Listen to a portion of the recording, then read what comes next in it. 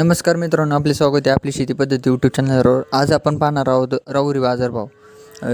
35,310 गोण्यांची आवक आली होती. एक नंबर कांदा 4405 ते 45 49 गोण्या, 4305 ते 44 324 गोण्या, 4205 ते 43 1169 गोण्या, 4105 ते 42 2429 गोण्या, 4005 ते 41 2651 गोण्या, 3905 ते 4000 2632 गोण्या, 3805 ते 39 5483 गोण्या, 3705 ते 38 4582 गोण्या आणि 3605 ते 37 3681 गोण्या, 3005 ते 35 4751 गोण्या, 2005 ते 2969 गोण्यांची आवक, 500 ते 2000 1982 गोण्यांची आवक आली होती.